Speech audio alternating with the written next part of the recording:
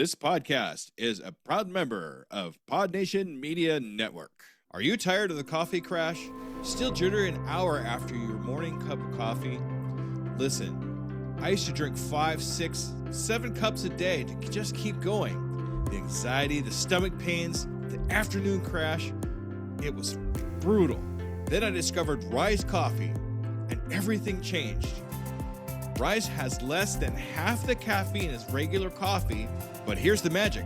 It contains 6 organic mushrooms, including cordyceps, lion's mane, and others that naturally sustain your energy without the jitters or crash. We're talking sharper focus, immune support, better gut health, and calm, sustained energy that lasts all day. Plus, it's organic, vegan, and has 0 added sugars. Unlike other mushroom coffees, Rise is USA grown in California. A full spectrum of mushrooms per serving that actually works. Here at Pod Nation, we only partner with brands we actually believe in. And Rise Coffee is the real deal. Head to risesuperfoods.com and use promo code PODNA15 for 15% off your order. That's PODNA 15 for 15% off. Ditch the crash. Fuel your day the right way with Rise Coffee. I see ghosts, specters all around me, living in stock, blazing the dark. One by one, pictures gather around me. Where those moonflowers used to rust no more. Specters gather around here, living in stock, blazing the dark. Night by night, stare into the black where moonflowers used to grow. Welcome back, everybody, to Paranormal, the New Normal. So good to be back again with you all, as always. I am your host, Jeremy, just trying to make this world seem a little more normal. Are we going to do that tonight? No, we're talking fantasy tonight, so that's definitely not fucking happening. But, it is what it is, folks. You love it regardless. I don't want to hear it. But let me introduce the great guest tonight who's going to help me with all this. I've been excited to have him on for a couple weeks now since he scheduled an appointment. And, folks, I am joined by J.B. Watch me fuck it up.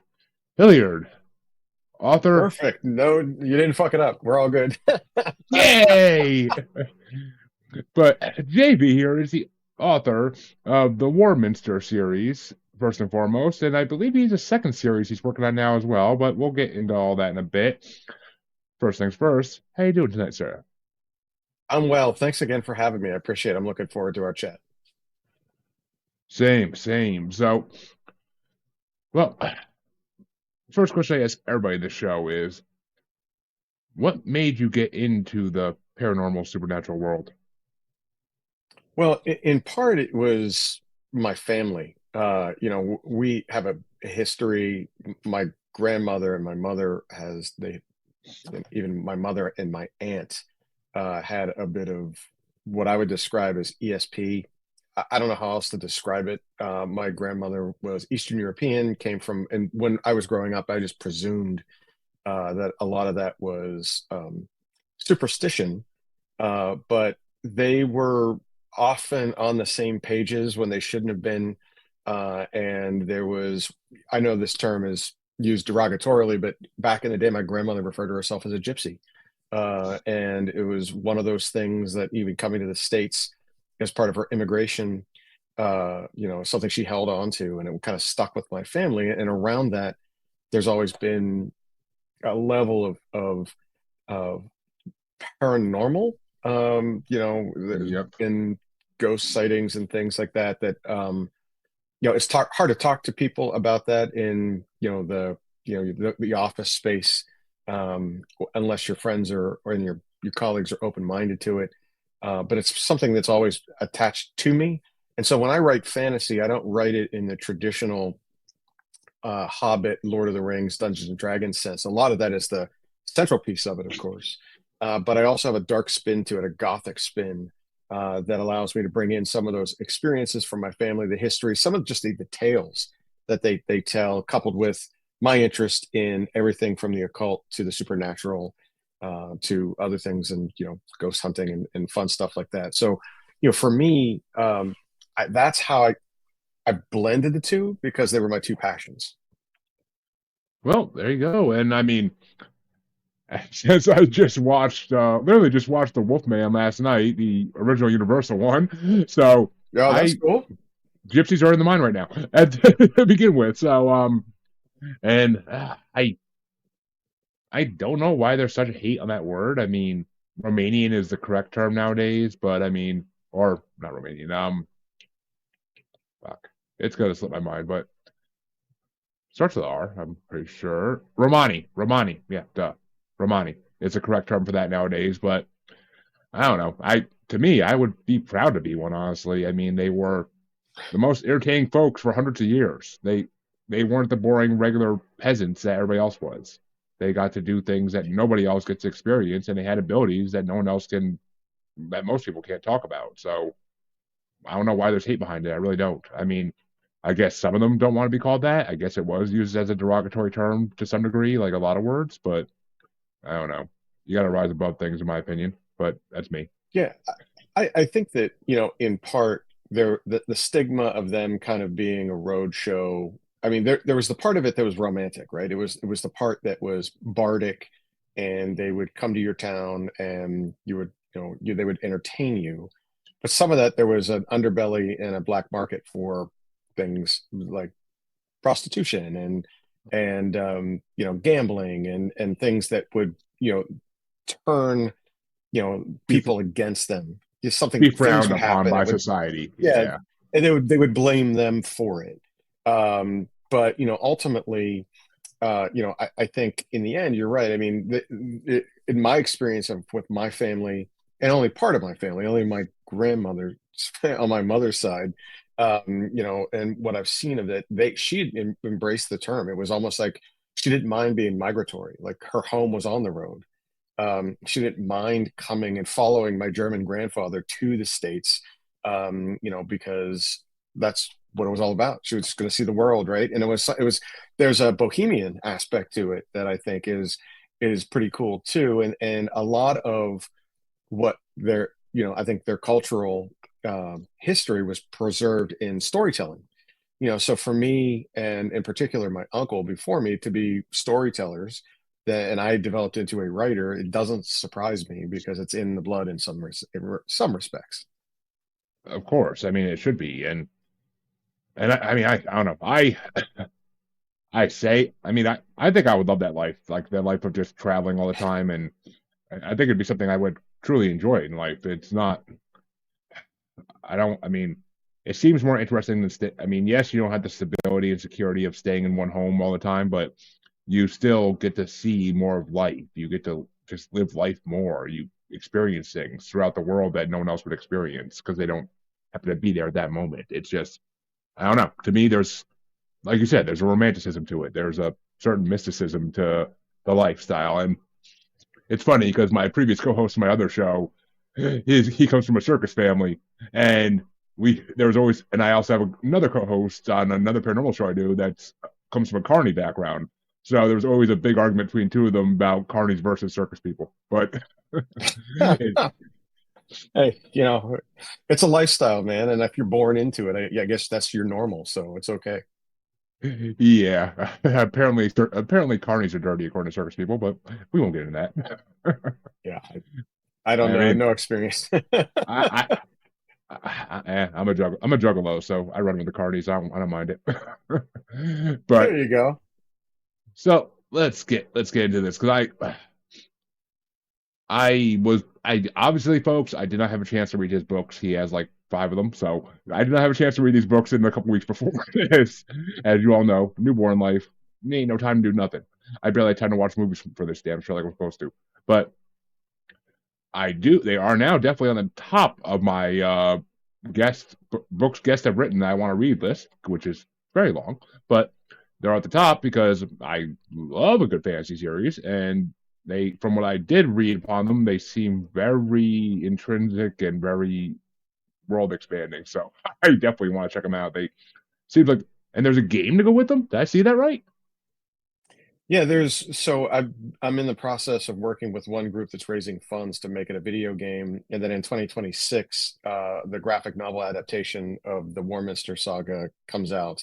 So 18, 24 months from now, as the second series of the Warminster saga launches, it'll launch alongside a graphic novel adaptation of the first series, which I think will be really cool. And it's been fun to kind of storyboard that and sit on the sideline while I watch real masters at work, taking my stuff and making it graphically pleasing and illustrating it, and then boiling down my epic fantasy 500-page, 150,000 word books into 6 words on in one bubble somewhere. It's a lot of fun seeing that happen too, and being part of that process has been fun. So yeah, there's a lot of momentum on it, and I've enjoyed the process and frankly the journey getting from point A to point B so far. I mean, it sounds epic, and I mean, well, as a gamer, I gotta ask, what kind of video game are you trying to make? Is it going to be like a computer Yeah, game or like a console game? it will be an augmented reality and virtual reality game. The Oh, company nice. that I'm working with is called Milderverse, and they've teamed with Niantic, which is the folks that make Pokemon Go. And the concept would be the first stage of the game will come out as AR. The second stage of the game will come out as VR, and that's a little bit farther down the road. And that's really where the big money raise is right now. The focus and where they're in the process of moving forward is developing that AR. But for the most part, the game will allow you to play within the confines and the guardrails that I'm helping them set up. That's related to the plot in the first 4 novels, so that they have they can do things different than what happens in the game, but they could also play the same storyline, and they could pick a character to be like, they could pick a character to align with, and they can also pick characters that they could do some they could side with the villain if they wanted to. It gives them a lot of latitude Ooh, to do what who they do, want to do. who doesn't love a game Right? where you get to go to the dark side? Come on now. That's exactly right. Yeah, yeah. So a lot of that stuff, obviously it's still in development, and they're still in a fundraising mode. So it's nowhere near being completed, but the graphic novel's coming. Mm. I've got cells of that. That's a lot of fun to take a look at. I put them on my tables at my conventions and book signings so that people can see what some of these artists have already done. And the adaptation of some of the characters, I swear to God, they're like, police sketch artists. They read the book, and then all of a sudden it's like, does this character look like this? And they hold up something, and you're like, oh, that's so good. Like, that's almost tap dead center. And that's a lot of fun too. It's also nice to see your characters come to life through someone else's eyes. I think Oh that's God, why yeah. reading a book is all so much better than, I mean, I'm a movie buff. I love movies. Don't get me wrong. But ultimately, when you read a book, all the characters are perfectly cast because they're in your head. And then sometimes in a movie, actors or actresses that get cast into certain parts might not match what you thought they were, No, I or mean should be. and plus Hollywood likes to ruin everything and put actors in it just because they're the big name right now when they're really not meant for that role. Which Yeah, it's yeah. just the way it goes. Just the way it goes, unfortunately. But I am looking at you, DC. I really am. But I I'm not naming names, but yeah, I'm looking at DC. But I don't know. I mean, it's just, well, let's start at the beginning. What in Well, okay. What were your inspirations that made you want to write a fantasy novel, like a fantasy series? Like what were the big fantasy novels that like got you hooked on that genre? Oh, when I was in the fourth grade, I had read to me in my English class The Hobbit and part of the Lord of the Rings. And as a result of that, I was immediately hooked. And then that Christmas, I asked my uncle, who was like a second father to me, for a Dungeons and Dragons set. And we started playing Dungeons and Dragons when I was 10. And he was a Marine. He was paralyzed in the war. So he was very limited in what he could do. And one of the things he did was write. And so, for me, following in his footsteps and seeing what he would do, he wrote horror novels and mostly short stories that would appear in like Pulp Fiction and in magazines and things of the day. But ultimately, because of his condition, he was limited in what he can do. And Dungeons and Dragons was a lot of escapism for him, and writing was escapism for him. And I grew up emulating that. I wanted to be that. So I think it was a combination of that early experience with the granddaddy of them all in Tolkien, coupled with my Hmm. uncle's desire to be a writer and showing me how he was escaping his form, allowing me to do some of those same things without those ailments. And I think those are the two things that inspired me. But Tolkien was the top, and then a bunch of those Dungeons and Dragons writers. So like Margaret Weiss and Tracy Hickman on all of the Dragonlance stuff, coupled with like R.A. Salvatore and the Dark Elf series, and things like that. And I think I fell in love with that. And those series are so long. I would read. I mean, you could today. There's new Dragonlance, and today there's new Dritz Do'Urden books that come out. And it just I'm a sucker. I buy them all and read them all. So for me, I'm following in those footsteps. But Tolkien was really the gateway. See, I never got into Dungeons and Dragons. I always knew it existed from a certain age. I just never knew anybody that played it, never knew anybody that got into it. So it was just never like a thing that came into my wheelhouse. In my later life now, I kind of like, shit, I probably should have known kids that were into it, because it was probably something I would have freaking loved and didn't realize at the time. I mean, I don't think I ever remember one kid when I was younger saying, "Oh, we played Dungeons and Dragons tonight." Like I don't think I ever heard that any kid say that in my area. Like it just wasn't a thing. I don't know why. I mean, Lord of the Rings I got into when the movies came out. I knew of it beforehand slightly, but I never read the books. It's just, I think my uncle had them. I think I tried reading one time, and I was a reader, and even those books were like just like, damn, like, daunting. That's daunting. I mean, Yeah. Tolkien. Well, I will say this. I mean, from your perspective, the Dungeons and Dragons stuff is now online. You could find a group and you could be a novice player and just do it. You don't have to worry about kids on the street. Now, I got lucky in the sense that a lot of my friends were nerds, right? So we all wanted to play, and it was easy to find other players. And we, in some cases, had a big enough group that we would break into two groups, and then we would combine the groups at certain stages for plot lines and stuff like that when we were high school through college in a lot of respects. Yeah. And there's a core group of us that still play Sunday nights 6 to 10, but because we're all scattered around the country now and have families and kids and jobs and travel and all that kind of stuff that goes along with it, we do it on Zoom, and of course, and make it work, and take turns dungeon mastering. I mean, see, as I said earlier, newborn life. I don't have time for the video games I fucking play. I paid to play. So I mean, yeah. I feel your pain, brother. I feel your pain. And I co-host 4 podcasts technically. So host 1 and co-host 3. So I mean, that's my leisure time. If I try to do anything else, the wife's gonna kill me. So Understood. Yeah. Okay, family first, man. I get it. Yeah, I mean, I don't know. I mean, when I was a teenager, the fantasy series that really got me were like The Inheritance Cycle by Christopher Paolini. Oh, sure. Yeah, I mean that was the one that really got me into fantasy heavy. Like I freaking loved his writing. It wasn't overly wordy, but it was like not made for kids, so it's like kind of in between. I wouldn't even say it's young adult. It's made for adults, but that, and then I mean all my vampire werewolf books and shit like that. But I mean that was my introduction to fantasy, and of course video games. But when did you actually start writing the books? Like what year? What year? It was COVID. Prior to that, I was a defense lobbyist, and so I spent 20 years in Washington D.C. working with technology companies and accessing the Pentagon and the White House and Congress prior to that. And when the COVID happened, my industry was shut down for almost a year and a half. And then with the advent and the expansion of things like StreamYard and Zoom and Skype, there was no need for me to go back in the sense I could do a lot of that stuff remotely. And I live in Pittsburgh, so for me to be traveling to DC 3 or 4 days a week, that ended. And when COVID had happened, the silver lining in it for me was I had a chance to do something I've always wanted to do, which was write that first novel, which I thought was going to be a standalone piece and a bucket list thing. And then when it got published, it was evident at the time when my publisher said to me, "This is great, but we don't publish, standalone fantasy novels because people love the world building aspect of what you build, and you just don't end it with one. So we want a series," which was supposed to be a trilogy, which ended up being a quadrilogy.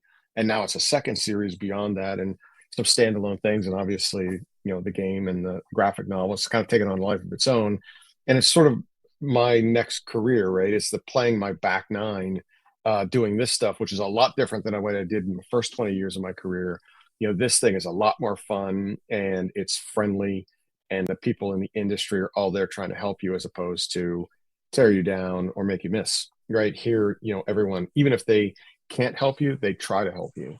And so for me, it's a nice way to end a career and something I hope to retire into. As the popularity of my stuff continues to grow. So at least that's where I'm going with it. So fingers crossed, see if I can get there. I mean, it's to be able to do that. It's amazing. I mean, before I went hiatus for a couple months to deal with, the newborn, I basically kept telling people on the show, like I even had like a psychic tell me like it's that I will be writing a book in the next 5 years, and I'm like, you Right. sure about that? I'm like, are you sure about that? Because Yeah. I've had ideas. I mean, it's gonna be it's not gonna be fiction, and I know that it's gonna be kind of a worldview book on the paranormal world. But that's the only thing I really narrowed down so far. But I think the title of it might even be like shit. Like literally, I might just name it shit. But it's I don't know. I've been told so many times I'm going to do it. I'm just like, okay, I guess I kind of am getting forced into it at this point. So maybe in a couple of years when the baby's not a baby anymore, then I can start taking time to do things like this. So we'll see. I mean, I don't know. I got things people need to hear. So let's fucking do it. And I've talked to some people on these. Take notes and just store away. I built my world over 20 years of Dungeons and Dragons play, memorializing that play coupled with ideas I've had for stories my entire life, and you never know. So don't let those ideas die. Take them, stick them in your cloud somewhere, and find a way to turn that on whenever you're ready. See, that's the great thing. This is my ideas. I have 160 something episodes of people tell me their beliefs in the paranormal and shaping my theories of it, and it's all available on YouTube, so I can go back and rewatch it anytime I please to get ideas of what I need to say next. So it's very good. It'll be daunting to have to watch it all again for damn sure, but it's a lot of hours. But you'll know which ones really are battle tested, right? You'll know the ones you want to go back to. The ones that are memorable that appeal to you. That's the ones you go back and watch. I will 100% know the ones that people actually told me something that I was like, had my jaw dropped, and I was like, okay, this is going in a book. But and plus I need to be able to reference people too, so that's always a good thing. And that's a great thing. I have links to all their pages on every episode, so I know where to find them and where to reference them too. So yay! Yeah, but good. I mean, it'll all come together eventually. I think. I don't know. Life's in a lot of stuff's in transition right now in my life, and once it all settles down a couple years, maybe, but we'll see. Time will tell, folks. You might see my beautiful face in the back of my book eventually, but until then, JV, why don't you tell us a little summary of your series? I mean, obviously it's a huge world, and I know you can't go. We'll be here for 5 hours, but I actually explain all of it. But just like a little summary of what it's about. Yeah, sure. So it's a mix between a typical struggle, which is a trope that you might find in other books, which is what I would describe as sort of the false prophet meets the chosen one, mixed with a bit of a hero's journey. And so the books really start out with Damus. He's a young prophet. He's able to see the future, and he sees it when he sleeps through the power of onomancy. And he of his sect is the only one that's able to see the return of something called the Fallen Keeper, or Grey Taurus the Mad, who was of his sect, that used a very similar power in the past for his own gain, and his god punished him for that by taking not only his metaphysical sight but also his physical sight and blinding him. And this blinded mad seer is coming back to take revenge, and Damus is the only one that's able to see him coming back in his dreams, and hence the name The Last Keeper. He's the last one to see his return, and that's really what launches the first 4-book series. It's Damus's struggle against Grey Taurus, and you get to see a very Luke Skywalker-ish, a very Harry Potter-ish hero's journey, where this young man in his early 20s who's been sheltered his entire life, has to go on the road and put together, a band of merry men for a harrowing adventure to stop this from happening. And in there somewhere, there's a romance, there's a fantasy romance, or romantasy as it's called these days, between a lowborn border knight who's fallen in love with a highborn princess, but they're not allowed to consort because, one, he's of low noble birth, but he's also of mixed blood, and it's do the two of them find a way to consummate the deal, versus walking away from it, in his case from a duty perspective, from her case from all the social mores that are pushing her away from him.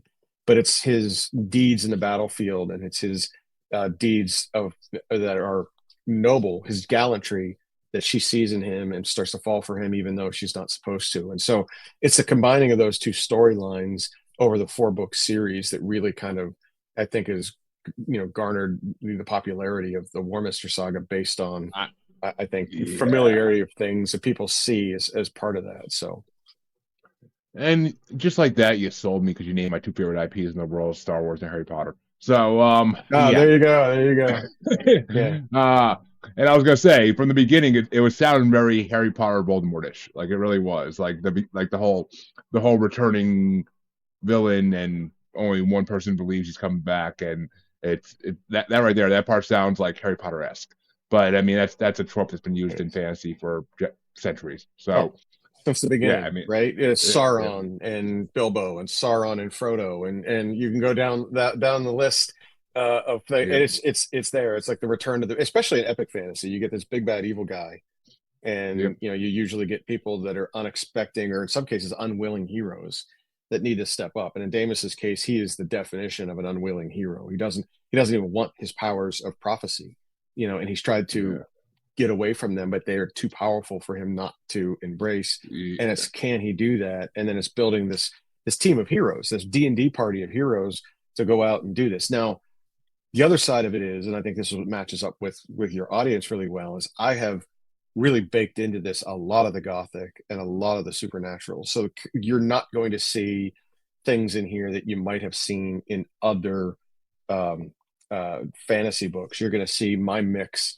of like a Native American skinwalker meets a doppelganger, to use a very German term, as this Anthrax Bakari, this creature that I've created as part of that, or this mix of the Master of the Hunt, which is this Nordic myth, with the Wendigo, sort of like, because you mentioned werewolf before, putting those two things together so that you can see the antlered man, who is this almost flawless hunting machine that hunts Damas to kill him at the behest of Great Taurus the Mad, and it's how he not just escapes him, but eventually defeats him, and things like that as part of that. And there's all of these other myths that you'll see as part of it, some of which are very paranormal-esque, and the basis of those, including some of the ghost-like creatures and some of the undead creatures that are a part of the process. So yeah. See, and that, folks, is why I wanted to get him on, because I knew there had to be some elements of that in it as well. And that he threw a Skinwalker into it, and a Wendigo. My God, you hit the golden duo. You really did. For any paranormal lover, those are the two most mythical, amazing creatures. And I mean, well, Skinwalkers are basically a paranormal IP at this point because of Secret Skinwalker Ranch. So it's become a huge thing over the last 5-6 years. Before that, you really didn't hear about it too much. I mean, Wendigos, they had to get mentioned in horror movies a little more. I mean, Pet Sematary and all that. But, well, actually, no, they don't really mention those in the movie. They mention them in the fucking book, another Stephen King book ruined by movie makers. But, and actually, now I gotta ask this. Is there any, Stephen King-esque, horror elements to your books, or? Not really. I don't want to say no, because there are tropes that Stephen King uses to scare us all, right? And so things like that, the mysterious person that comes to town, or in the case you mentioned, Pet Cemetery, or the Tommy knockers, or all these kind of strange things that are out there. These kind of created, even that's his own form of creation. I've tried to do the same thing, but by pulling things in that we're familiar with, but giving my own spin. So my Skinwalker isn't a true Skinwalker. It's a doppelganger meets a Skinwalker, or the antlered man, or in some cases, I eventually have an undead dragon. That's part of it. That is Ooh. bones and creatures that's empowered by the big bad evil guy as part of this. And there's a lot of things in there that I don't think you'll necessarily see in traditional main classical fantasy. I want to scare people, and Damus, in all honesty, that Damus is a bit of me cast into it. When I was younger, I mentioned at the top, about my family's history. I started having a recurring nightmare when I was about 16 years old, lasted into my early 20s. And so I cast a lot of those nightmares of me. And of course, it was more contemporary, into this Yeah. medieval magical named Damus. And in my real life, the dreams that I had this creature come to me, that claimed to be my guardian angel, and it was telling me to do things in my dreams. And when I didn't do them, he sought violence against me. And then he would try to, entreat me to do them in other cases by helping me on tests and stuff like that. And these recurring nightmares were not the same nightmare. It was the same character in the nightmare. It would just stop. And then 2 months later, I'd have another nightmare about him, and it would continue where it left off. It was strange. It was almost like I was living it, and it was scary. And, and as like a 17-year-old, 6'2", 230-pound hockey player, you should not be afraid of your dreams when you're 18 years old. But these things I would lose sleep. It'd be freaking me out. And I knew that scared me so much. I wanted to embed that into a character because I knew that other people might have that same experience. And if they haven't seen something through their eyes, Damus was basically me, at least that portion of me cast into this character, and he sees the return of this fallen keeper. And that was that I took my quote unquote guardian angel and cast it into this evil guy named Great Taurus the Mad, because there was nothing guardian about it. It was scary as shit. I mean, well, a couple things on that. I mean, angels are not all white, glowing white in halos. That's for damn sure. I have a lot of people. I have a lot of people who talk to them who can tell you that much. And two, you ever consider the possibility of it being a extraterrestrial / ultra-terrestrial invading your sleep? It was if it was something like that, it felt nothing like that, right? Like the dreams you hear about the grays, or the semi-conscious states that people are in when they're remembering things, or when they get those memories brought back out through hypnosis and things like that. There's always like I was taken up into their ship, and there was this feeling of weightlessness, and there was all this other stuff. This was straight up horror. Like when the first time I saw him, it was me walking in the woods, coming to this placid lake, standing in the mud, him walking on water through a fog and coming to me. And he was in a 3-piece suit with a tie, and introduced himself and said, "I need you to do these things for me." And I was scared at the fact that it was so real. And those things, I still remember what he asked me to this day. I remember a phone number he told me to call that I refused to this day to even look up and call, right? Like it was so scary. Like something inherent in me told me this is bad. Like it's almost like if you're in a place and a crime's about to happen and you just get that spidey sense. Every time I had this dream, no matter how good it was or how bad it was. And in one dream, when I hadn't done what he asked, he kicked the shit out of me, and I woke up feeling that. Now, when I woke up, I was in my bed. My brother and I shared a room. He was like, "Are you okay?" But my brother was a sleepwalker. He was a guy that I could talk into doing sleepwalking stuff at times. But I was never like that. And there were only these dreams that would happen every 3 or 4 months. And he would know that it would put me out of sorts for a day or two because it was so real. And there was sort of like a PTSD effect to it, where the next day or two I was sluggish about it. And even into college, man, like I was a man, like drinking age, voting age, going to war age, and I was still having these things in college. And then they just stopped abruptly. But I don't know if it was that he felt that I was never going to listen to him, or it was a fake thing, or I just outgrew them. I don't know what it was. But to say it was more extraterrestrial, I just didn't get that vibe from it. I got this almost, I don't want to use the term possession because that mischaracterizes it, but it was almost a visitation by something that I don't know if there was a ship or a visitor from another planet, that kind of stuff. It was more like this was very terrestrial, and the term guardian angel was used by him. So, I mean, when you use the term possession, it got me thinking, and I'm not the biggest believer in the fact that demons exist or not. I've heard a lot of arguments both ways, so I don't fully have a belief in that they truly exist. There are, however, bad spirits that do exist and have been proven to exist, and that's my thinking. Like, a bad spirit would be the first thing to lie to you and say, "I'm a guardian angel," just to fuck with a teenager. So, right. I mean, you don't have to go into great detail, but like, was it asking you to do like things that are typically known as bad things, or things that were like good or neutral? Mostly neutral. They were things that were like the one that scared me the most, and this is going to sound ridiculous because it's nothing scary about it, was he said, your future belongs to this telephone number. And he gave me this number, and it was a local number to me. And he said, you need to call it. And if you don't call it, bad things are going to happen. You have to call us. That your life depends on you calling this number. Now, when you say that to an 18-year-old kid who's sleeping and you wake up, there's nothing scary about calling a phone number. And I've had my wife, my friends, my exes, goofballs that have tried to get me to tell them what that number was so they would call it. Because that number technically could still exist, but I'm so scared. I've never Googled it. Back when there was phone books, I never looked it up. I remember it to this day.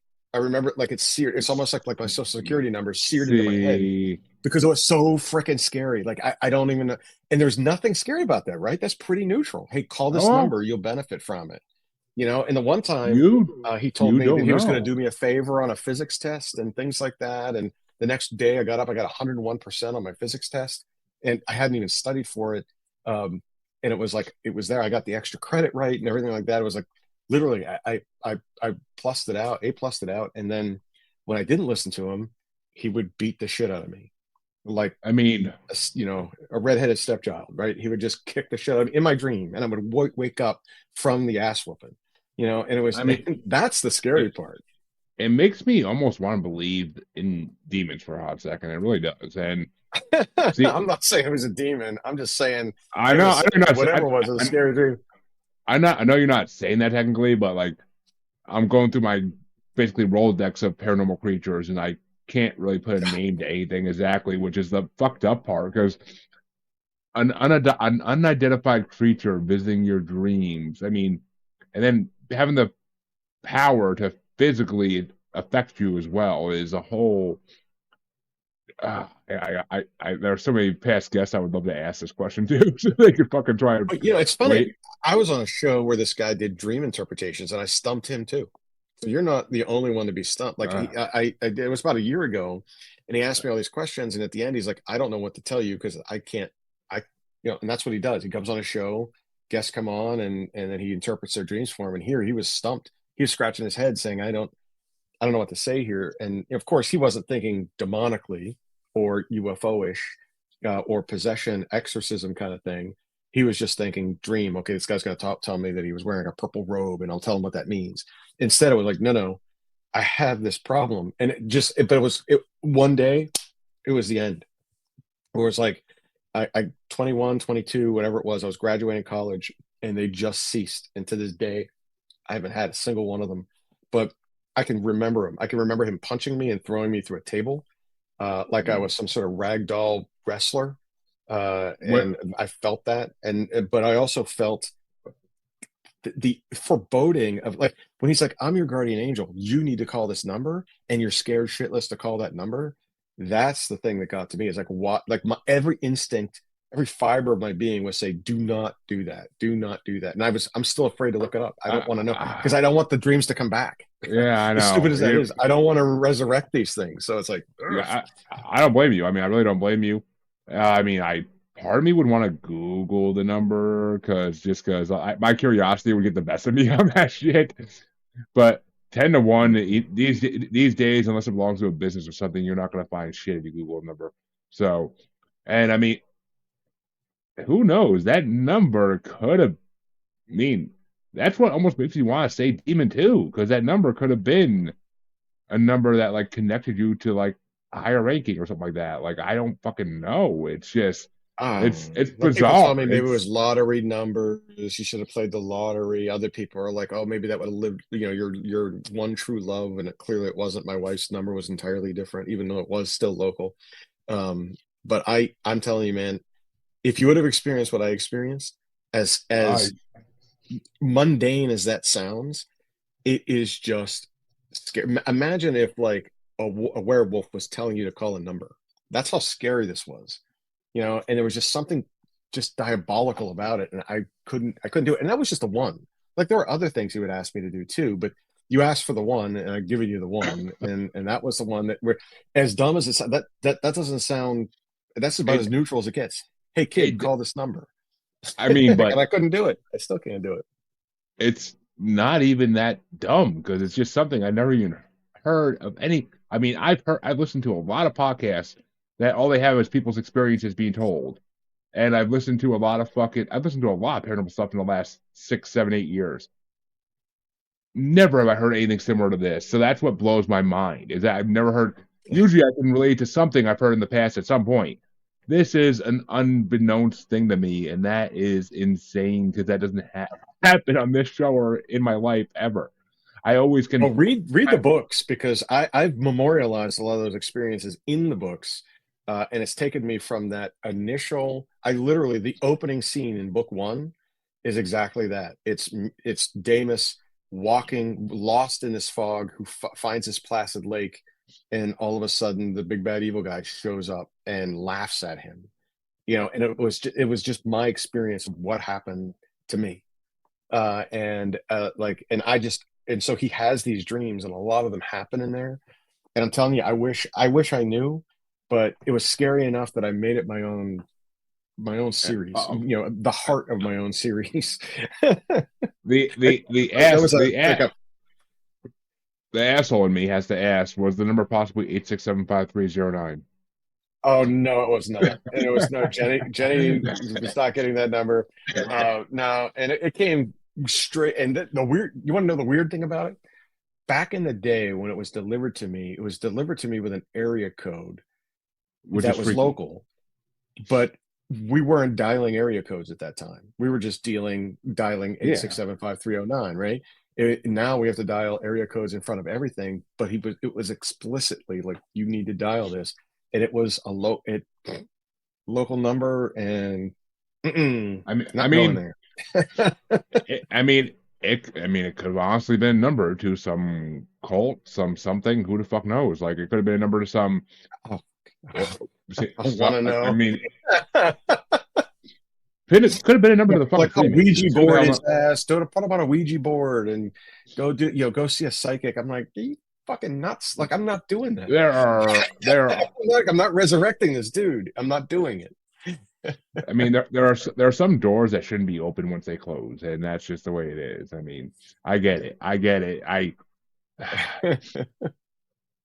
Part of me would be curious beyond belief, but I probably would be if it happened to me. I probably would be scared shitless, and I'd probably be seeing a psychiatrist at fucking 16. Like, what the fuck's going on?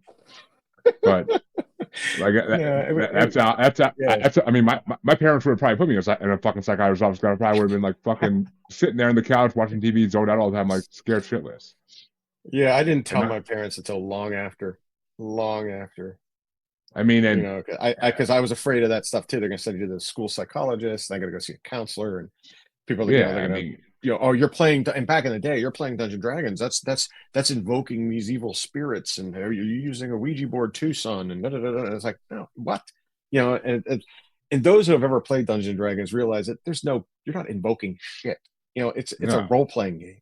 You know what I mean? But like the parents back in the day didn't understand that, and all these bad shows and cults and crazy satanic worshiping stuff Oh, that was attached to the, it, the, I would have been thrown out. It would have literally been the, thrown out. So yeah, I mean, I didn't tell anybody. I did not tell anybody. the Satanic Panic in the '90s was one of the stupidest fucking things ever, but it really happened, and it made a lot of kids that didn't need to see therapists. But Yeah. oh, you listen to Iron Maiden therapy. Yeah. Yeah. Did you play it backwards? No. No. Yeah, it's like, oh, Uh, I know. It's horrible. But I did listen to Iron Maiden for what it's worth. Eddie. yeah, you seem like the type. You Yeah. seem like my type. So yeah, fuck yeah. But Bruce Dickinson for life. But I mean, it's. Yeah. I was just working on something Iron Maiden related when I left work today for my other podcast. That's pretty cool. But There you synchronicities, go. folks. Nice way to manifest Synchronicities. it, right? Yeah. So I gotta ask, do vampires and werewolves come to your book at all? Because I mean, that's a key thing for me, always in fantasy books. So werewolves, not entirely. The Wendigo thing that I merged, there's part of that there. The vampire stuff, I honestly am going to write a vampire novel or series when this is over. I didn't use them in this fantasy realm because I had other ideas for that. But I do have one that's more of a contemporary fiction related to modern day vampirism that has a bit of a gothic spin to it, called Requiem of Sorrow, which I'm going to launch when I'm done with the second trilogy. It's hard to migrate from one genre to the next. Like if Stephen King were to write a romance novel, it's hard to, the fans to get pulled over there. You almost have to create a new bucket of fans there. And being at the time a novice author, I didn't want to migrate too far away Well, from where I was going with these things. And so therefore I'm writing in fantasy for now, but down the road, I would definitely want to dip my toe into horror. And that's where vampirism will be. I mean, I 100% get that. You don't want to go back and forth because then you're going to mix up worlds eventually, and it's not going to be pretty.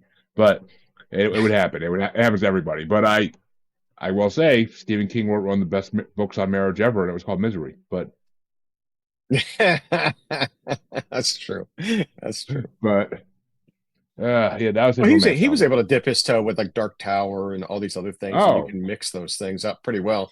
I just need to establish myself as an author in a I, lane, mm, and then if I want to I deviate from that, I can do that. But I'm not there yet. that, That's that's a 2027 project.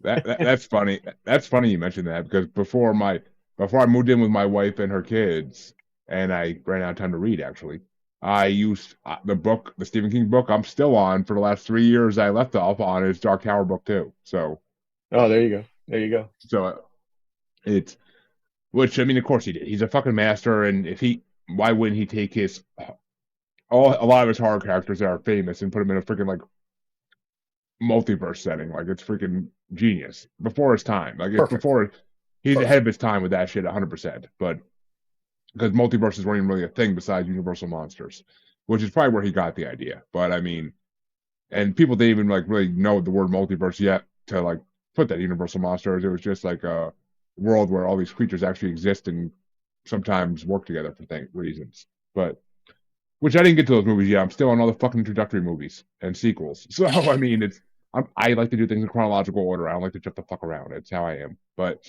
that's why I can't jump ahead of Stephen King books to the ones I want to read like really bad because I have to read them in order because I know eventually they cross over in certain places. But so Deimos, though, I gotta ask. I obviously haven't read the book, so I can't picture it. But who, if they gave you choice, if they were doing a movie of the first book and they said, "Who do you want to play Deimos?" What would be your number one choice? Wow. That's a tough one because he's a young enough character, but he's also relatively unathletic, uninspiring when the books start. John Hilliard, He, buddy. he yeah, he has to mature quickly, but he's almost like the antithesis of a hero. Like he's this unwilling hero that gets dragged through it by everyone else who's trying to save him, and then he gets sick of seeing people around him die trying to save him, and he sees himself as worthless, right? And I think the kid that I would maybe cast in that role now, and I don't know his name, was the kid that played in it. and also recently played in there was like a heavy metal movie. Oh, Oh, God, I the wish main I could kid. remember his name. Yeah, yeah, Oh, I uh, know Zach. What the fuck's his yeah. name? I know it. I know Yeah, his name. Machinery of Torment. Yeah, I forget the name of the damn. It was a Metal Lords, I think is what it was called. That kid, because he's kind of skinny, J, but he's J, growing into his own. Go ahead. Jaden Lieberher. That Lieberher, yeah. That Jaden Lieberher. yeah, That's his name. that guy. What a Only fucking because name. I think it fits the bill, right? So like you don't Yeah. expect him to be this hero that's out on the world, destroying and escaping these monsters and these horrible terrors that have been sent after him. And he continues to win. Um, and Davis gets better as the books go along. He finds Of his course. footing, but there's a coming of age story that's there too as part of it. So I think he's the perfect type.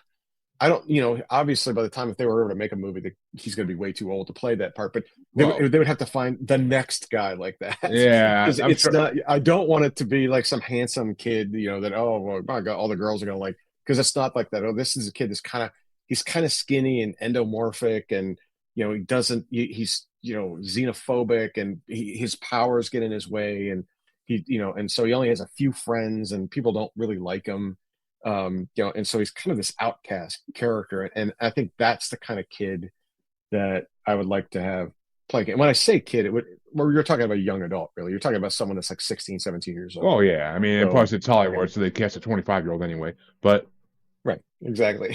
that's But I think the way he'd it be the goes. perfect fit for it. All right. Well, actually, this question I just thought of is I actually really like this question, so I got to ask it. If there's any other IP that your IP could cross over with and have like a book between like with the two combined written, like how Dark Tower crossed over with Wizard of Oz for a hot second, like what what IP would you want your books to cross over with? I would love it to cross over with Dungeons and Dragons, and kind of be. I know this will fall on deaf ears because you've never played, but they had a real gothic series called Ravenloft, I've which heard of it. features vampires and werewolves. It basically takes all of the stuff that I love and puts it in a D&D setting. And if I were to take my books and cast them into a setting, it would be very Ravenloft-ish, where it's dark and there's this demon fog that once you find your way into it, you can never escape, and it takes you this faraway land, very Wizards of Oz, where you just disappear and you have to escape. You have to find your way out, or you're never going to, and you get trapped in these certain places because of this fog that's only controlled by those lords, those evil lords that control those different areas and things like that. And I think that would be perfect to transition because my books are written in a way that D&D players love the battle scenes. They like the pacing. It's a lot like playing the game. While I'm also not allowed to use any of that stuff right now, right? So I can't Obviously, call yeah. it something or cast it into the Forgotten Realms or cast it into Greyhawk or any of the worlds that they've created, even Ravenloft. So I walk up, right up to the line and stop. Mm, But I would love to make it a role playing game, and mm. and then create an entire world out of the realm of Warminster and let people play the game and then mix in that gothic with it. I was gonna say I would the way it sounds and the map I looked at. I'm immediately my first thing came to my head was I want to see like a Dragon Age esque Skyrim esque game to this.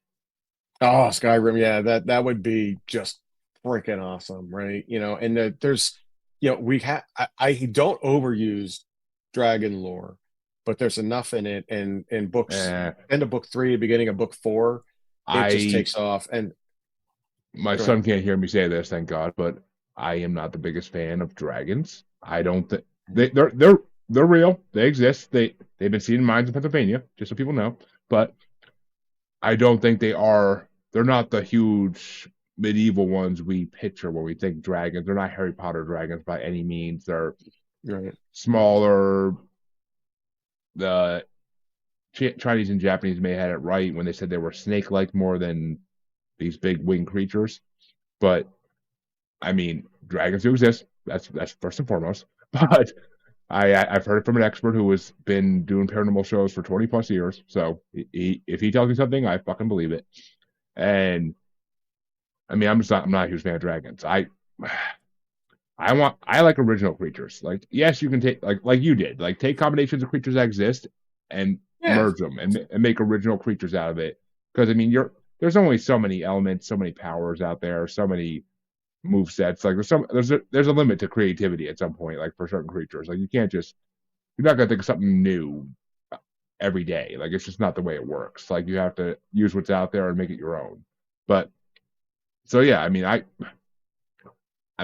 fuck. I'll play Dragon Age or Skyrim if they didn't have dragons. I don't care. None of the Dragon Ages had a real dragon battles them until the Inquisition, for God's sake. So it's not even like a thing. But I still haven't played the new one. I'm pissed about that. But kids, what are you gonna do?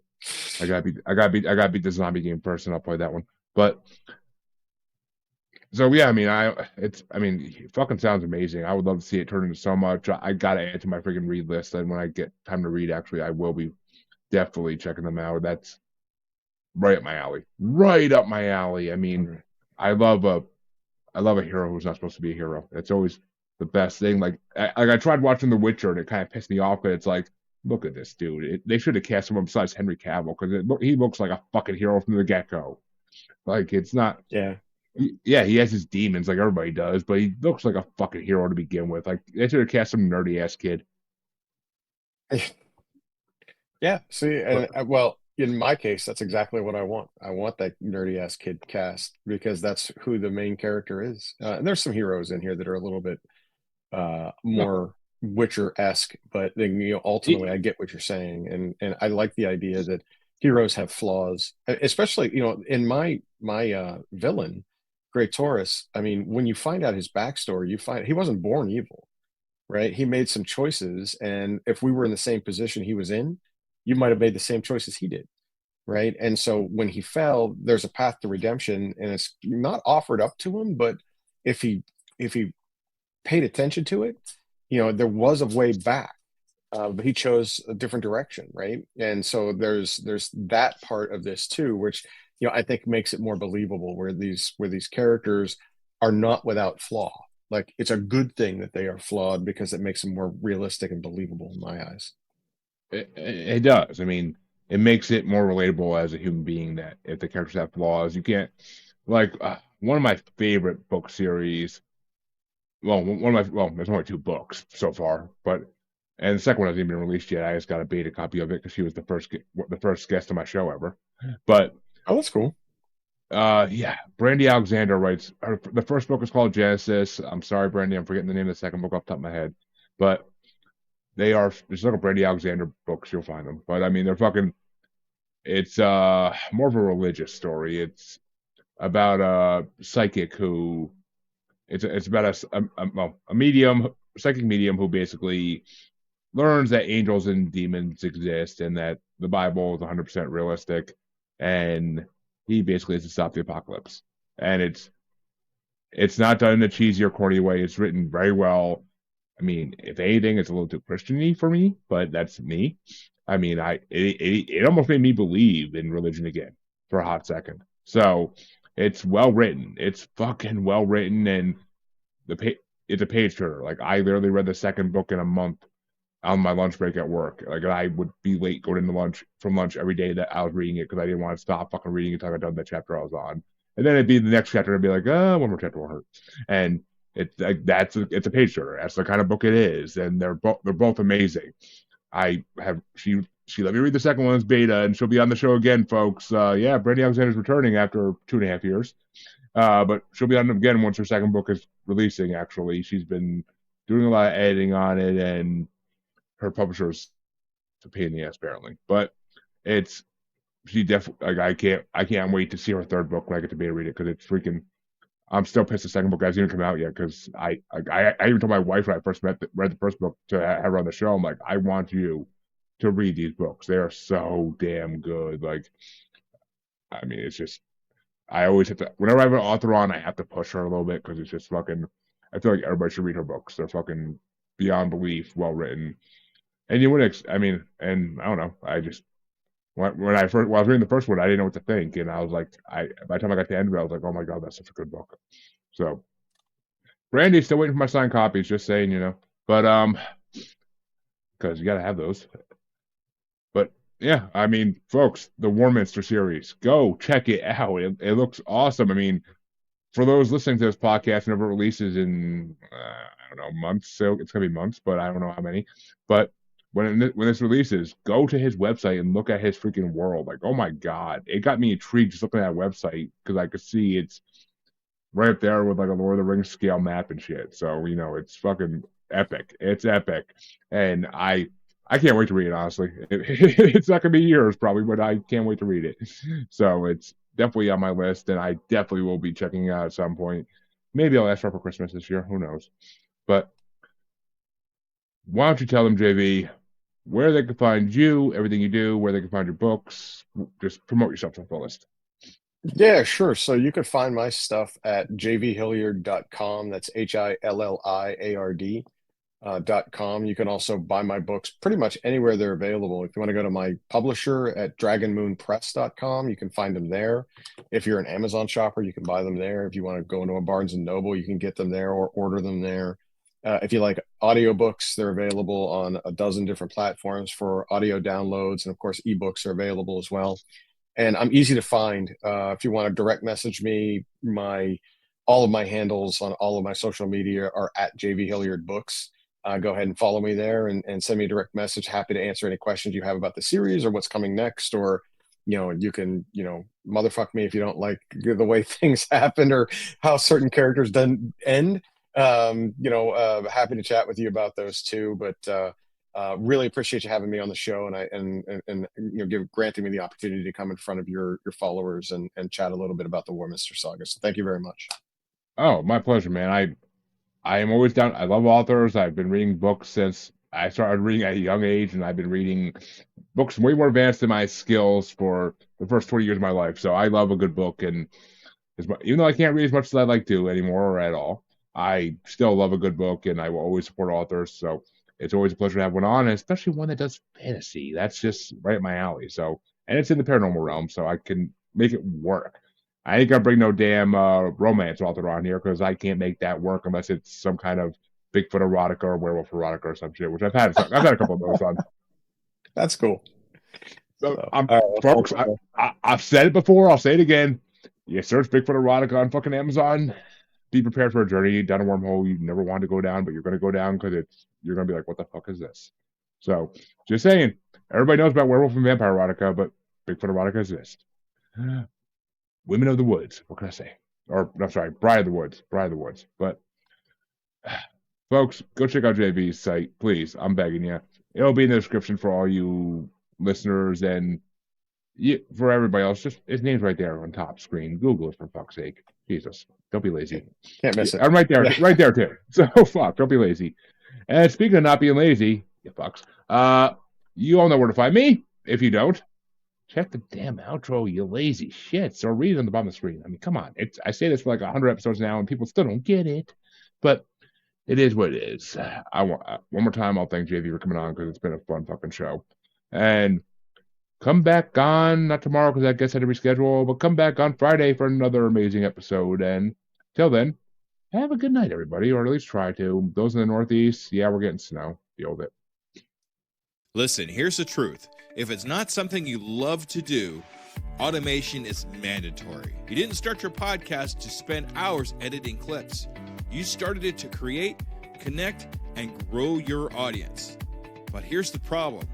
Every other platform works with video podcasts, and manual editing eats up your most valuable asset, your time. That's where Opus Clip changes everything. Upload your video, and Opus Clip will automatically find the gold nugget moments, auto-clip the captions for the best parts, perfect for TikTok, Reels, and Shorts. 1 hour-long episode becomes 10, 20, even 30 viral-ready clips in minutes. The tool even predicts each clip's viral potential, so you know exactly what to post. No more tenuous editing, no more wasted hours, just you staying in the place that you love to be, creating content that matters. Head to podnationopus.com for your free trial and get back to doing what you do best. Stop editing and start creating now. You can find me on Facebook as Jeremy Bryant, or you can find me as Uncensored, Unapologetic, and Untamed UQ Podcast Collective Facebook group. You can find me on Twitter and the Instagram as @JugglerBastard, or should I say X now. And you can find me on TikTok as @JugglerBastard Podcast. You can also find me on YouTube as Paranormal the New Normal. And you can also find me streaming on YouTube as Blind Knowledge Network, because all knowledge is blind until they admit Bigfoot exists.